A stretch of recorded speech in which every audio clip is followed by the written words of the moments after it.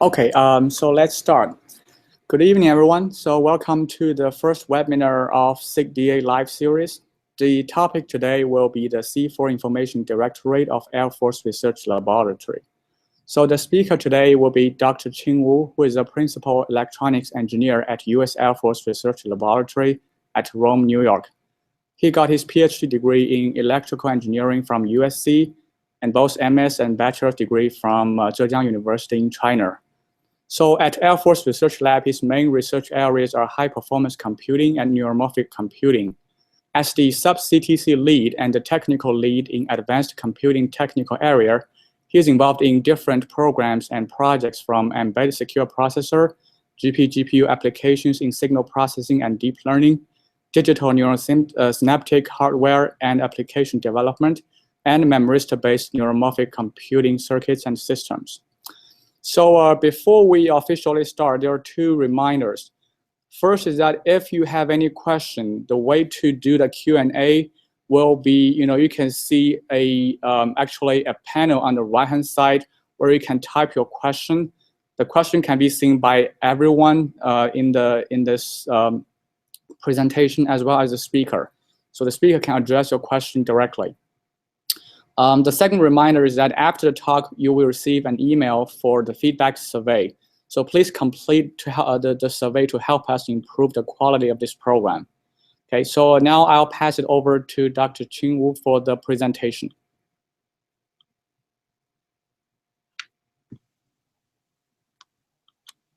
Okay, can you hear me? Yep, we can hear you fine. All right, thanks for having me here, and good evening, everybody.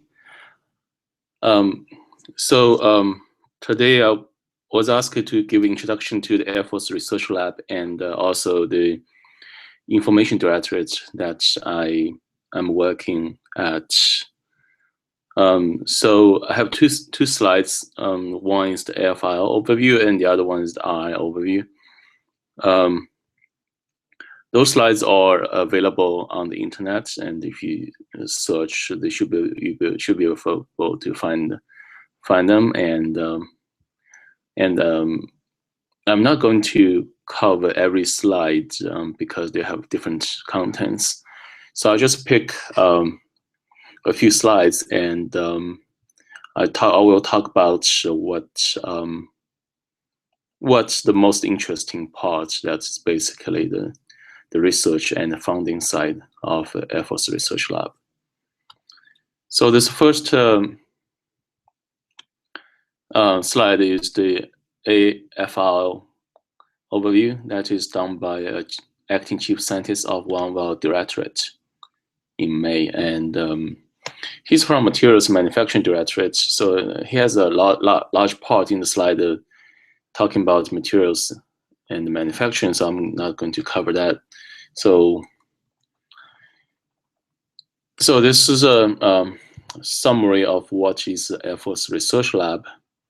So what kind of interesting entities? We are both a funding agency and a research agency. It's basically, we have budgeted research funding for us to fund external research projects, but also we have internal, because our salary is paid by the budget. So we also do in-house research and perform basic research to applied research in different areas. So, but Air Force, the Air Force mission is airspace and cyberspace. So of course we focus on aerospace and cyber. We'll talk about cyber later in the Information Directorate. So the Air Force vision for future technology, this slide lists a few of them, but not really that complete from basically every directorate's point of view. But so this slide basically shows the vision and the history of Air Force Research Lab. And the next one is probably, there are certain, when I talk to other people, there are always a little bit confusion about the role of AFOSR, Air Force Office of Scientific Research, versus AFRL. And I always have to say this is basically now this is the whole view of AFIL, so-called Technical Directorate, or sometimes called TD. So the AFO-SAR is one of the 9 TDs of AFIL. What the role of AFO-SAR is basically they manage the 6.1. It's the basic research. So they fund basic research mostly to universities, but their working, let's say, scope is the basic research. They do not fund applied research. The other directorates fund applied research. And the AFO-SAR also give a part of their funding to other directorates to fund the in-house, we call it in-house basic research. But majority of their funding goes out to the universities. So other 8 directorates, I don't want to read all of them all together. Basically, aerospace, direct energy. Aerospace is the basically more of the like vehicles, kind of air vehicles. Usually we call them air vehicles directorate. And then there's direct energy, and that's basically laser, high energy laser kind of thing. And then the information directorate, and then the human performance directorate, that's deal with the human psychology and decision making and training part. And the bottom one, you can see the munitions directorate, and the sensors directorate, and the space vehicles directorate, and then the materials and manufacturing directorate. So these are the 9 technical directorates. And so we found the research from so-called 6.1, 6.2 to 6.3. We don't find any higher, but I'll talk about the 6.1 to 3 just a little bit later. So if you look at it geologically, the headquarters of AFIL is at Dayton, Ohio, Wright-Patterson Air Force Base. It's actually outside the Air Force Base. It's it's just by the base. So at the headquarters, there are 4 directorates in there. Then our information directorate is in Rome, New York. Then you already know, probably you should know, AFO-SAR is in Arlington, Virginia. Then down the south, we have basically Abilene Air Force Base with the munitions directorate, and then Kirkland Air Force Base, New Mexico, for the direct energy and the space vehicles directorate. And we have a few sites. One site is a space site in Space Telescope site in Maui, Hawaii, and we do work at basically testing and the evaluation work with the Edwards Air Force Base in California, and Fort Sam Houston in Texas too. But the other 3 interesting sites, the international sites, is the London sites, Tokyo site, and the Santiago, Chile site. So these are the so-called, basically these are the, I would regard them as the AFO-SAR outreach sites. So this is the way we sort of fund foreign universities for basic research. So the London office is called EORD, so it's a European. It's taking care of the funding and interacting with the European research institutes. And the one in Tokyo is the AORD, that's the Asia and the Pacific region. And then San Diego is dealing with the South American countries. So these are can be seen as the AFO-SAR equivalent, but they found foreign universities. As AFIL 9 directorates in US, we usually do not fund foreign universities. There are ways to fund them, but there are certain countries that's easier for us to fund. We can fund, but usually we don't. Certain countries easier, like Canada and UK is actually easier for the 9 TDs to fund. And other countries, yeah, it really depends on the country. And usually, if you're a university professor from other countries, these are the London, Tokyo, and the San Diego offices are the ones that's usually you need to deal with first. So there's the statistics about the employees and SNEs. SNEs based scientists and engineers. We have both the civilian and the military. We are all employees of U.S. Air Force and the DoD.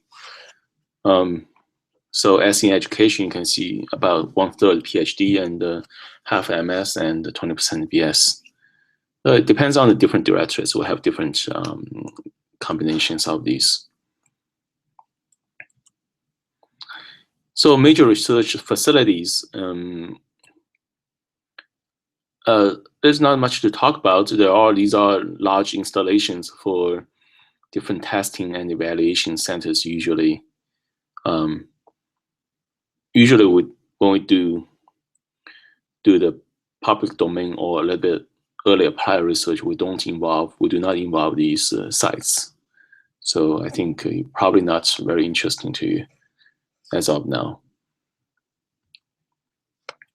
So talking about the research levels, you probably heard a lot. If you deal with the DoD or government, we all talk about the different research levels. In this DoD or government acquisition system, there are a total of 9 so-called technical readiness levels from 1 through 9. And every technical readiness levels measures the maturity of the technology and the usability by, say, basically the Air Force missions. So there are 9 different levels. If you look for technical readiness level, you'll see their definitions. If you Google them, they're publicly available. But AFRL only deals with the first 3. Not really TRL, but the first 3. There are a total of other research levels. So we deal with 6.1. 6.1 is the basic research category. It's basically usually, if you look at the years, it's probably we view them as about 25 years away from turning into capabilities, so usable to our systems. And I already said that 6.1 is mainly taken care of by Air Force R. We found a little bit AFR, other 8 TDs, we usually cannot and do not fund really basic research. And there are some early applied research can be regarded as basic or as in between basic and applied, then that we can fund. But usually pure basic research, we're usually not our job. The other 8 TDs to fund or work on. Well, we can work on ourselves, but we cannot fund outside people to work on. So the other 8 TDs, mainly funding is to support the 6.2 and 6.3 research. 6.2 is called applied research. 6.3, in this slide is called advanced tech demo. Sometimes we call it advanced tech development. So 6.1, 6.2, 6.3 usually covers the technical readiness from 1 to 6. So basically, you can see one thing I want to mention is that when you talk to different TDs, when you talk to Air Force R, they are looking for basic research. But if you talk to my technical director, the information directorate, or other 8 TDs, we're looking for 6.2 and 6.3 research. So there's a fundamental difference of what we are different from AFO SAR. So just keep in mind. And so except AFO SAR, other 8 TDs are very practical, I would say, and basically application oriented. And as to 6.2 research is usually looking for a prototype, kind of a proof of concept prototype outcomes. 6.3 research is usually for technology that's ready to be used in real systems. So the other thing is that basically also these research levels reflect the sensitivities of the materials and data. 6.1 is usually public domain, and we don't worry too much about who's doing that, and pretty much everybody can do with the FIL. But when it comes to 6.2, it becomes a little more sensitive in terms of application, because we're targeting at specific applications. And when it comes to 6.3, then we're really targeting at the specific systems. So so the sensitivity of these research goes up from 6.1 to 6.3. So that 6.1 usually anyone can do that, and 6.2 usually if we go 6.2 can go to university and or company. If it goes to university, and then usually anyone can do it. And if it goes to company, they're usually US personnel only kind of project. So so-called US personnel means that either US citizen or green card holder. And usually sometimes these rules apply to the students, anyone who's involved in the projects. So the 6.3 part is really going to the high sensitivity level. Usually require, most of it requires US personnel or US citizenship to be participated in this kind of research. So so one thing I want to say is that there are many different considerations when we look for collaborators or look for researchers to work with, and lots of things. That one is from a technical point of view is that of course we're looking for a good innovation and better technologies, but meanwhile also the readiness, technical readiness of these technologies is also a consideration. You know that we already said AFO SAR probably they would, as long as technically excellent, they will find anything. And but for us, we are very practical, and we need the outcomes usually require some products, and also be able to relatively mature the technology. So a better technology for 6.2 and 6.3 is usually not enough.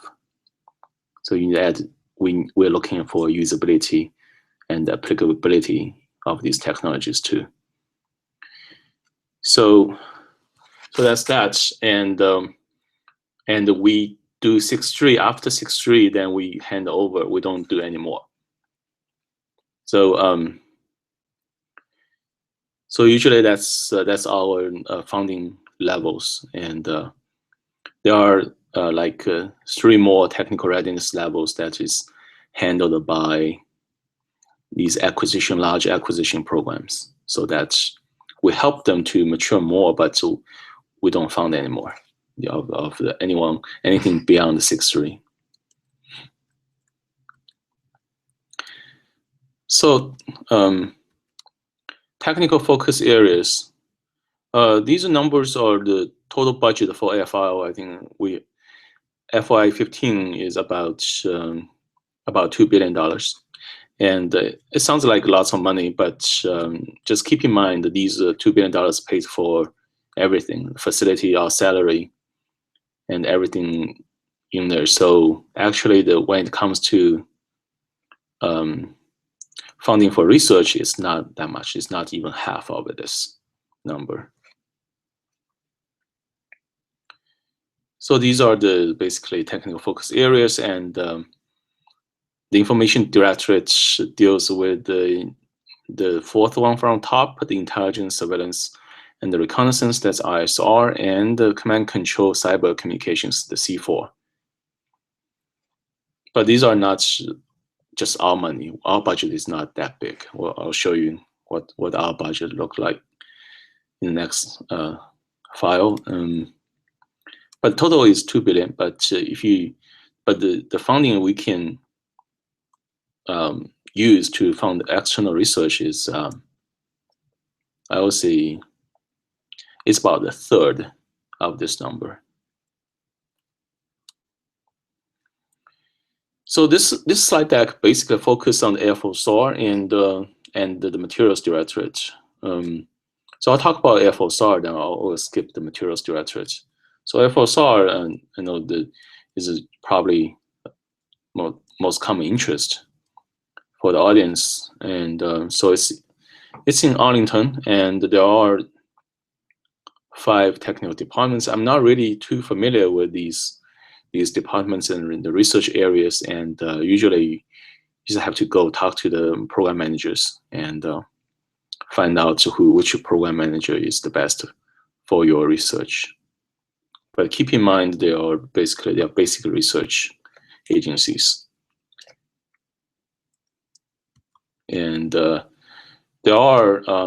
these are the next extramural programs and intramural programs are some extra other than research grants or research contracts. These are something else, some other things that Air Force can work with the other TDs on these things. One is probably most famous is the multidisciplinary university research initiatives, MURI, and you can see the MURI topic has to be proposed by a TD, usually by a SNE in other TDs to work with the LFOSR.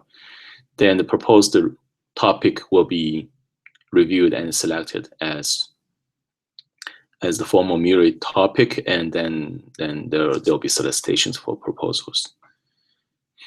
And then there's Europe. I think you're probably very familiar with that too. And this third one is Center of Excellence. Is usually also a work with the university FRTD, and usually FOSI is involved in this. Center of Excellence is not very common way, because this is usually, I think, every TD can only have 2 centers of excellence.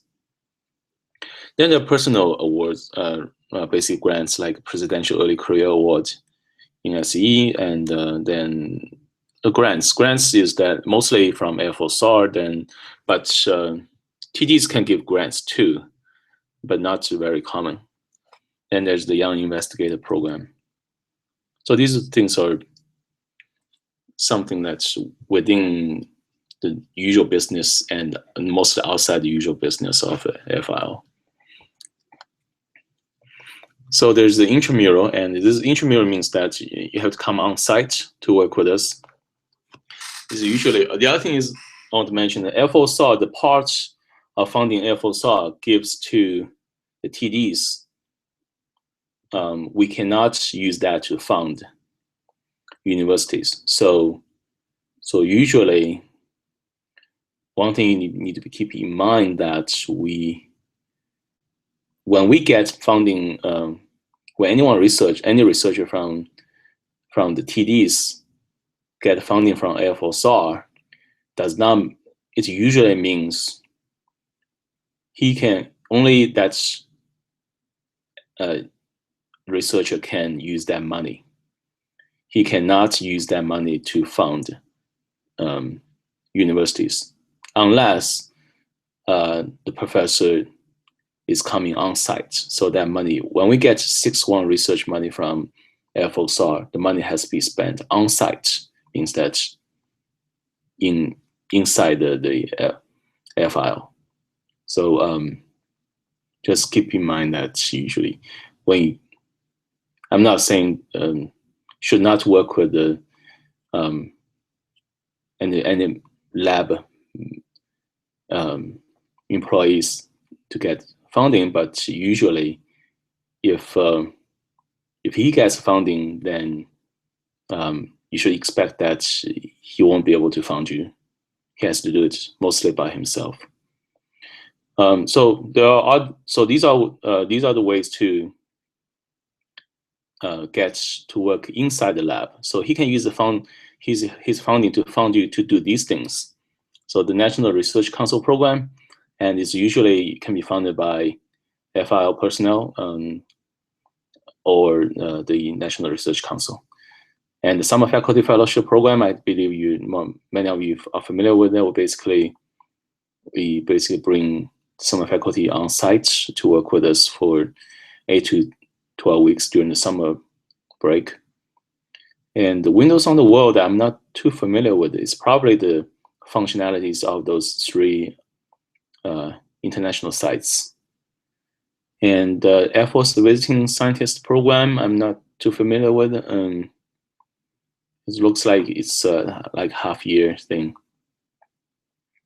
The Engineering and Scientist Exchange Program is basically this not. So basically, we're sending people out to work at 2 years at the foreign research lab or defense lab thing. So the other thing is that besides our core funding and technical area, we also manage lots of small business, SBIR and STTR programs. So so these programs actually, if you have a collaboration with a small company, one thing is that they are kind of much easier than getting a grant or contract from the normal research activities that we are doing. These are the kind of easier part, usually overlooked by many. But this requires a collaboration with a small business company, and it's not too easy either. So these are basically the more introductions of SBIR, STTR, and the phase 1 is kind of small, but the phase 2 can be a significant funding for research. So this definition of phase 1, 2, 3. Phase 3 is usually not easy to get, and if you look at the number of awards, basically you can see that phase 1 is usually about half or more than half of phase 1 can get to phase 2. So phase 1, most of the funding of phase 1 can go to universities, but phase 2 has some limitations. I don't remember exactly. I think phase 2 requirement is only half of the funding can go to universities. The other half has to go with the small business, something like that. But I'm not too sure. So if you want to know more, there are documents about these. So the rest of these slides is talking about the materials directorate. I'm going to skip, and if you are interested in that directorate, you can find it on the internet. So the next one is the RI overview, and this a more updated one by our current chief scientist. So one thing about RI is that when the title we now call it the C4 Information Directorate. It's like C4I because this our mission scope is C4I plus cyber. So if you look at the logo, our logo becomes. I'll explain C4 and cyber is quite obvious, but our formal name is the Information Directorate. So this is the mission, and the vision. There's nothing special about it. And so if you look at the vision, we cover basically the C4 means command, control, communication, computers. I means intelligence, and cyber. We actually, in recent years, we're known better for cyber. Basically, we in the Washington D.C. area, we are called the Cyber Directorate instead of the Information Directorate. And cyber has a significant portion of our research funding, overall research funding. So basically, this says Rome equals to C4I plus cyber. And this one shows that basically our technologies are used by all other directorates. So when you have C4I, we actually have 5 technical areas dividing basically communications and command control. They are together, and cyber, and then computers and intelligence. But then we only have 4 so-called core technical competencies. 4 technical competency areas. So the first one, the one on in blue, is called connectivity and dissemination. It's basically a communication and data management, CTC. And then the purple one on the top right is the cyber, SNT, CTC. It's quite explanatory. And the yellow one is called the processing and the exploitation. Processing is mostly means computing and computing algorithms. Exploitation is about data analytics and intelligence generation. And then the command control covers autonomy, command control, and decision support. So basically, it's like a battlefield management kind of thing.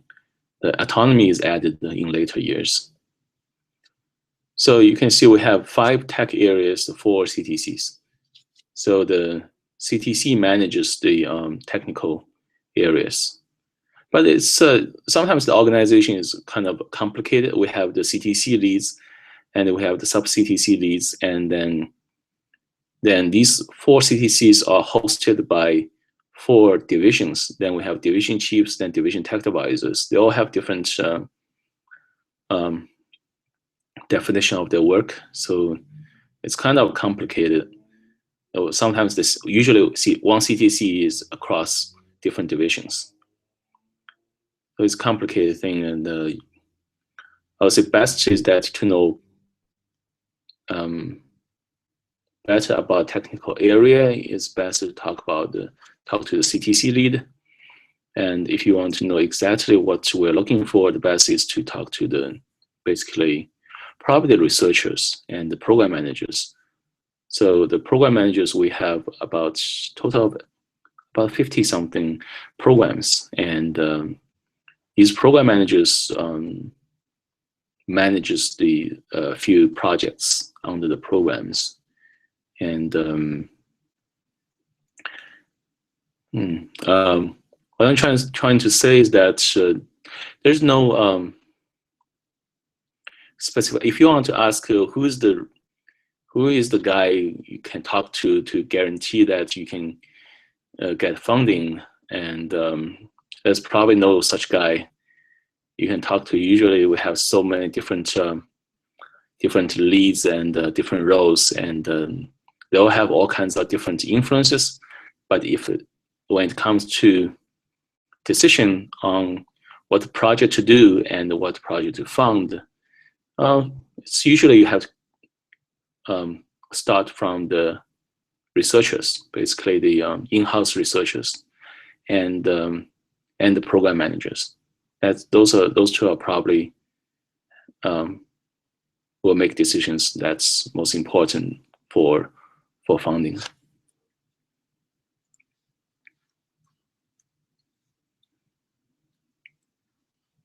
So these are the introduction of the different CTCs. There are not much to talk about. These are just high-level descriptions. Then there's autonomy and C2. We call it AC2 CTC, and there's a processing processing and exploitation. We call it PEX, PEX, CTC, and this is most of the computing is basically my area falls into. But we have another computing area falls into the cyber part. Then there's the cyber part, and we have the, if you look at the last item of cyber, that's the computing part, the hardware and software root of trust for computational platform assurance. Then there's connectivity and dissemination, mostly is a communication, and the networking, CTC. So our business, this is not our budget. This is we also manage funding for different other agencies and not necessarily just our budgets. If you look at the top right, the blue piece of pie, and that is our budget. Basically, FY15 is about 184 million. But again, this pays for everything. And so when it comes to funding, it's probably, I would say, probably 60, no, probably more like 80, probably 80 million for fund, 80 to 100 million for funding different research projects. So you can see this is a really small part of pie, and we execute funding for other agencies. But don't, I would say, don't look at too much into other agencies. Like DARPA, we manage the funding for them, but usually we don't have much say in what to fund. Basically, it's eventually it's DARPA's decision. Again, not necessarily just DARPA's decision. We may have some influences, but I would say don't count on that. And then the intelligence community, these are really usually high sensitivity projects, and if you don't have clearance, and I would say don't count on that. And the light blue is all other Air Force money. I'm not sure what all other Air Force money is, but probably most likely, basically, we're executing for other agencies, and we're also executing for DoD agencies. These things, I'm not sure. DoD, the pinkish kind of DoD piece is probably will have more influence on that. But again, you can see these will be highly sensitive. The ones I think more reliable is the SNT 616263 and SBIR. So you can, if you have a way to persuade a researcher to propose a SBIR topic, then I think the chance will be better than the SNT funding. But that's total budget, and we don't. Our total budget is about in that 6123 part.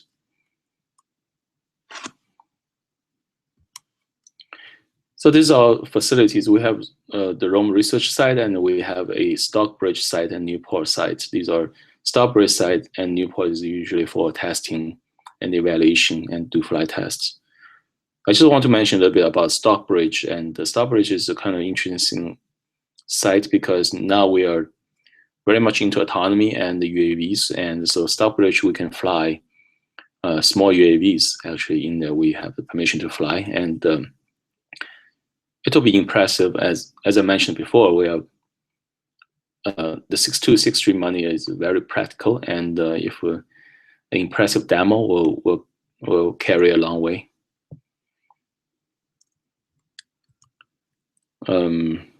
And Newport side, not much to talk about, is usually for testing aircrafts.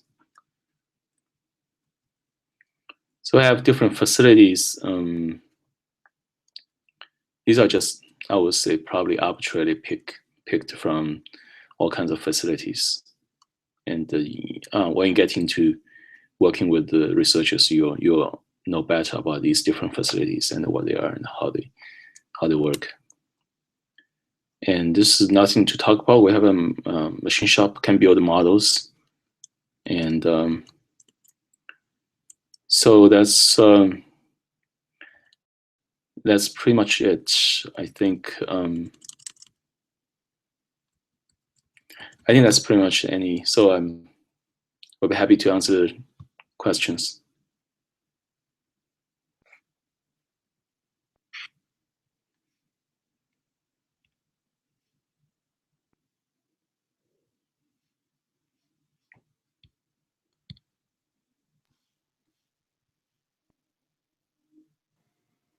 Okay, any question from the audience? You can just type in the panel on the right hand side if any questions, so the speaker will be able to see and address your question.